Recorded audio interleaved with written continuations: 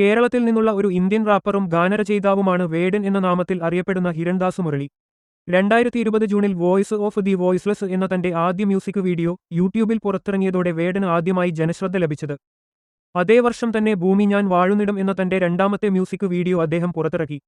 എന്നാൽ കുറച്ച് നാളുകളായി സോഷ്യൽ മീഡിയയിലെ ചർച്ച വിഷയവും വേടന്റെ പ്രണയിനിയെക്കുറിച്ചാണ്. വേടന്റെ പ്രണയിനിയാണ് നവമിലത എന്ന പേരിലാണ് വീഡിയോ പ്രചരിക്കുന്നത്. വർണ്ണ വിവേചനത്തെപ്പറ്റി നിരന്തരം സംസാരിക്കുന്ന വേടൻ പങ്കാളിയുടെ കാര്യം വന്നപ്പോൾ വെളുത്ത പെണ്ണിനെ തിരഞ്ഞെടുത്തു എന്നാണ് വിമർശനം. പറച്ചിലിൽ മാത്രമേ ഉള്ളൂ കറുപ്പ്. കാര്യത്തോടെടുക്കുമ്പോൾ വേടനും വെളുത്ത പെണ്ണു മതി എന്നാണ് സോഷ്യൽ മീഡിയയിൽ വരുന്ന കമന്റുകൾ. എന്നാൽ ഇത് തന്നെയാണോ പ്രണയിനി എന്നൊന്നും വ്യക്തതയില്ല. അടുത്തിടെ ഇറങ്ങിയ വേടന്റെ പാട്ട് കാമുകിക്കു വേണ്ടി ഇറങ്ങിയതാണ് എന്നാണ് ഒരു വിഭാഗം ആളുകൾ. അതോടൊപ്പം ഈ വിവാദങ്ങൾ നിലനിൽക്കെ വേടനും കാമുകിയുമായി പിരിഞ്ഞു എന്ന തരത്തിലുള്ള വാർത്തകളും സോഷ്യൽ മീഡിയയിൽ നിറയുന്നുണ്ട്.